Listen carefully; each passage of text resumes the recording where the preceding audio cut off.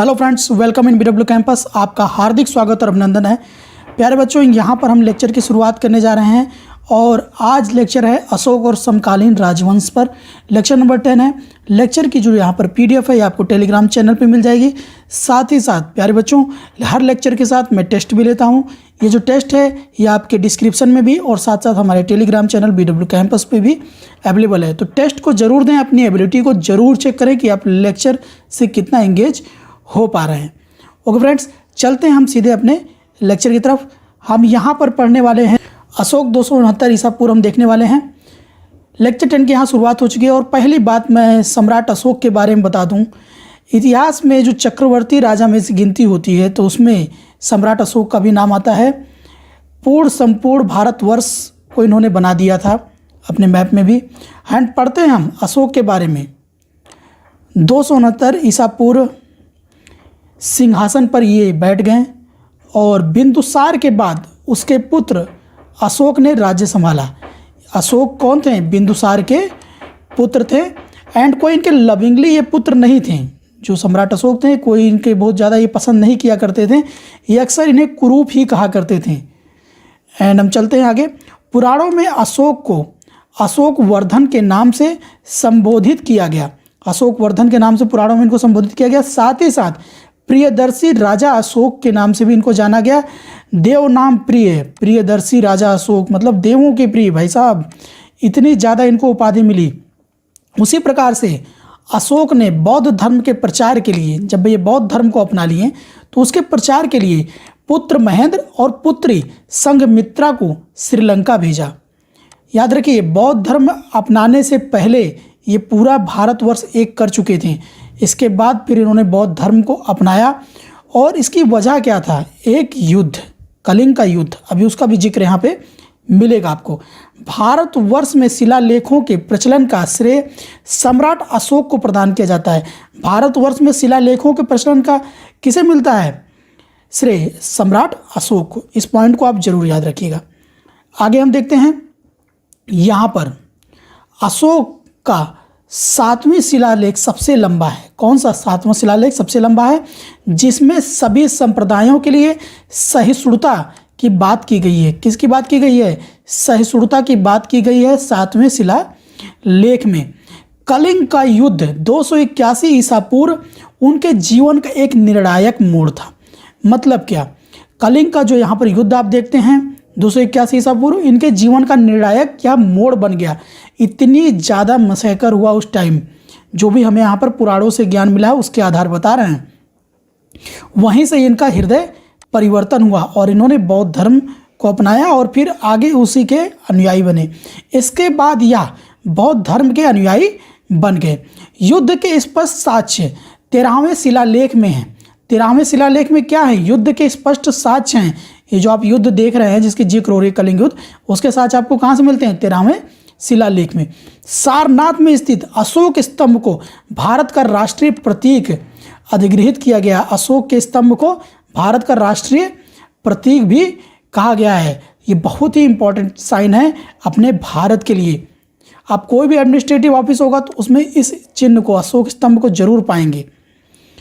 प्रथम शिलालेख में पशु बलि निषेध के संदर्भ में लेख है। मतलब प्रथम शिलालेख में किसमें है? पशु बलि निषेध के बारे में, मतलब पशुओं की बलि ना दिए जाने पर उसके बारे में वहाँ पर लिखा है।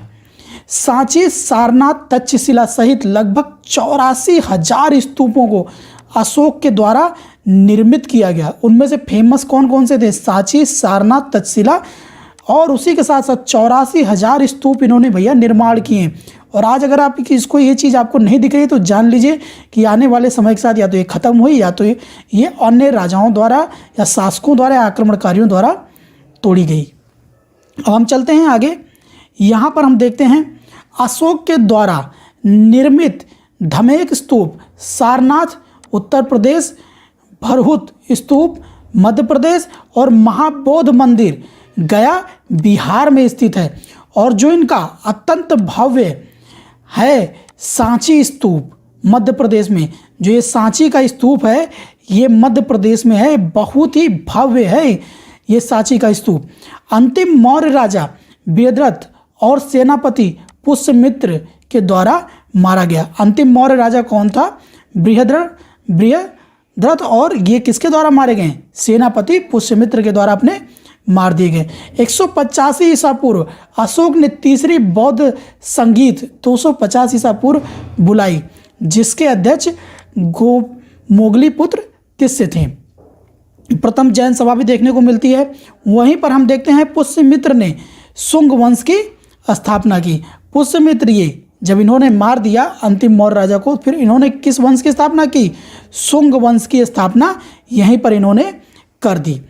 इसके बाद हम देखते हैं आगे मौर्य साम्राज्य का इतिहास के महत्वपूर्ण स्रोत। हम देखते हैं जो इतना बड़ा महाबलशाली मौर्य साम्राज्य हमारे सामने है, तो इसके स्रोत कहाँ कहाँ से लिए गए, मैं इसके बारे में चर्चा कर लेता हूँ। बहुत इंपॉर्टेंट है एग्जाम पॉइंट ऑफ व्यू से, चाहे आप एंट्रेंस में हो चाहे गवर्नमेंट एग्जाम्स में, इसको एकदम गाढ़ बांध लीजिए। अर्थशास्त्र कौटिल्य, इंडिका कौटिल्य व चाणक्य का ही यहाँ पर जिक्र है। इंडिका मेगास्थनीज के द्वारा, रजत रंगिणी कल्हड़ के द्वारा, महाभाष्य पतंजलि, मुद्रा राक्षस विशाख दत्त के द्वारा, और विशाख दत्त के द्वारा 2 ग्रंथ और जिक्र मिलते हैं, देवी चंद्रगुप्तम और अभिसरिका वनचितक अप्राप्य है अभी ये। एंड दूसरे स्रोत के बारे में हम देखते हैं कि अन्य हमें और क्या स्रोत दिखते हैं। अन्य स्रोत मतलब हमें पुराणों से पता चला है, बौद्ध संग्रह से हमें मिले हैं, अशोक के अभिलेख से हमें बहुत सारी चीज़ें पता चली, एंड मौर्य के पत्थर और स्तंभों का अध्यादेश, यहाँ से भी हमें बहुत सारी चीज़ें पता चली हैं मौर्य साम्राज्य के बारे में। तो चलते हैं हम आगे अपने, यहाँ पर हम देखने वाले हैं शुंग वंश के बारे में, और भी जो इनके समकालीन वंश थे अब इनके बारे में भी हम, ये कोई बहुत ज़्यादा महत्वपूर्ण बाकी नहीं थे, थोड़ा जल्दी जल्दी हम इनका जिक्र करने वाले हैं। यहाँ पर शुंग वंश 185 से 73 ईसा पूर्व, यह मगध वंश का था। इसकी राजधानी पाटलिपुत्र थी, लेकिन बाद में शुंग शासकों की राजधानी उज्जैनी विदिशा हो गई। अंतिम शासक कौन? देवभूति अत्यंत विलासी थे। जो अंतिम शासक इनके थे देवभूति, ये अत्यंत विलासी थे। कण्व वंश के बारे में देखते हैं। संस्थापक वसुदेव कण्व या एक ब्राह्मण थे और भगवान विष्णु के अनुयायी थे। अंतिम शासक सुशर्मा था यहाँ के कण्व वंश के।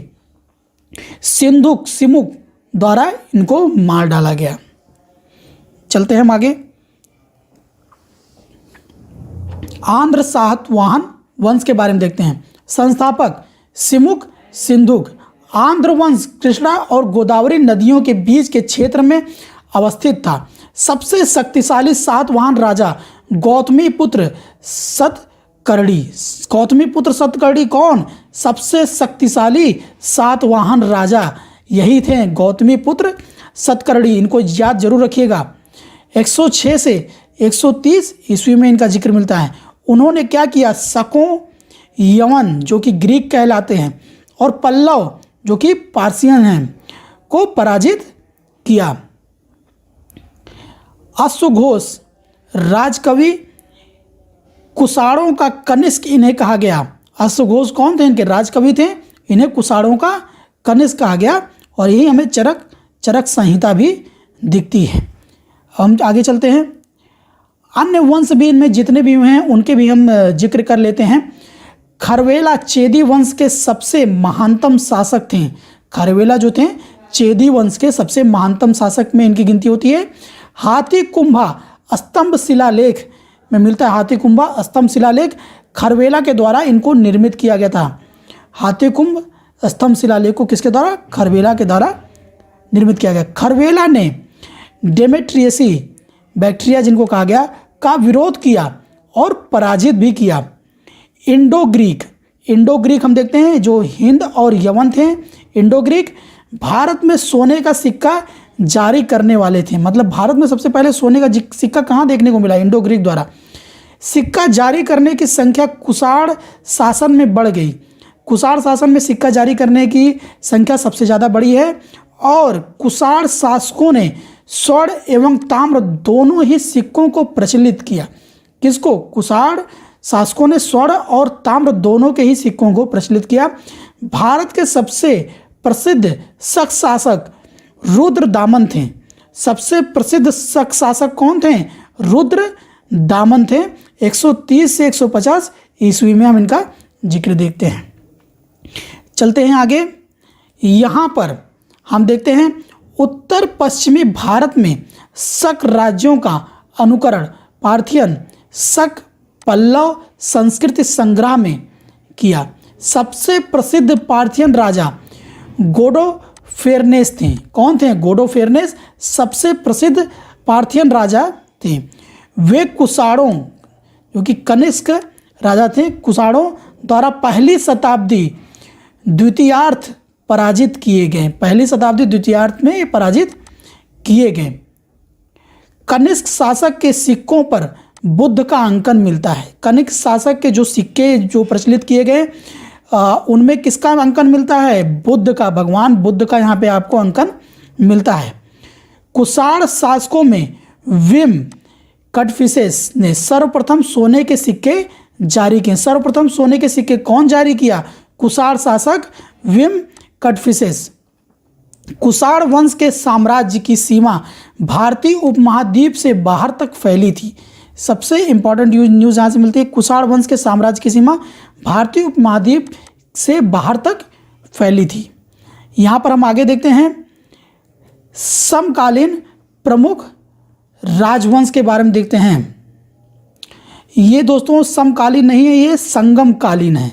इस चीज़ को याद रखिएगा, ये संगमकालीन प्रमुख राजवंश है। चेर राजवंश जो कि दक्षिण भारत में स्थित है। चेर राजवंश का शासन केरल क्षेत्र पर था। इस वंश का प्रतीक चिन्ह धनुष था। संस्थापक उदयन चेरा लतन था। चोल वंश 850 से 870 ईसा पूर्व देखने को मिला के संस्थापक विजयालय थे। राजधानी कावेरी पट्टनम। सबसे शक्तिशाली राजा देखा गया राज को देखा गया 985 से 1014 ईस्वी में। और इसके पूर्व राजेंद्र प्रथम को भी हम देखते हैं।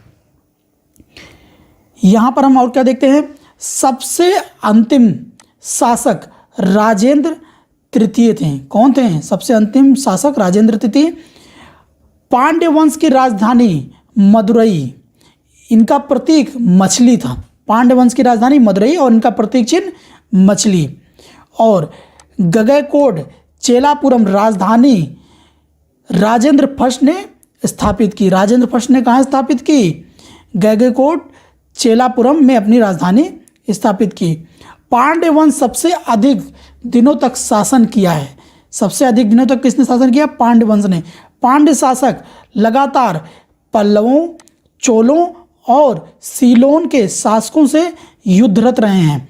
सबसे ज़्यादा पांड्य शासक युद्ध लड़ते रहे किन किन से? पल्लवों से, चोलों से और सीलोन से। आगे हम देखते हैं तीन संगम महाकाव्य के बारे में। हम देखते हैं तीन संगम महाकाव्य कौन? शिल्पादिक्रम। और हम देखते हैं दूसरा मितिमेकलई और अगला शिवाग सिडामनई। ये तीन संगम महाकाव्य हैं, इनको जरूर याद रखिएगा। चेदी वंश के शासक खारवेल प्राचीन भारतीय इतिहास के महानतम सम्राटों में से एक थे। उदयगिरी पहाड़ी की हाथी गुम्बा अभिलेख में इनका जिक्र मिलता है। सबसे प्राचीन भारतीय इतिहास में महानतम सम्राटों में से एक थे कौन? चेदी वंश के शासक खारवेल। और इनका जिक्र कहाँ मिलता है? उदयगिरी पहाड़ी की हाथी गुफा अभिलेख में इनका जिक्र मिलता है, जो कि उड़ीसा में स्थित है। अभिलेख से पता चलता है कि यह शक पांड्य चेर को पराजित किया था। अभिलेख की गुफा से क्या पता चलता है? यह शक पांड्य और चेर को यहाँ पर पराजित इन्होंने किया था। तो प्यारे बच्चों, आज का लेक्चर यहीं तक। टेस्ट को ज़रूर दीजिएगा एंड हाँ, अपने आप को ज़रूर आजमाइएगा। और कोई भी आपको इन्फॉर्मेशन चाहिए हो किसी भी चीज़ से रिलेटेड तो कमेंट सेक्शन करें एंड साथ साथ दिए गए नंबरों पर कॉल भी आप कर सकते हैं। अगला लेक्चर हमारा गुप्त वंश पे होने वाला है। बहुत ही इंपॉर्टेंट लेक्चर है, एग्जाम पॉइंट ऑफ व्यू से देखना बिल्कुल मत भूलिएगा। All the best for your upcoming examination and always never give up.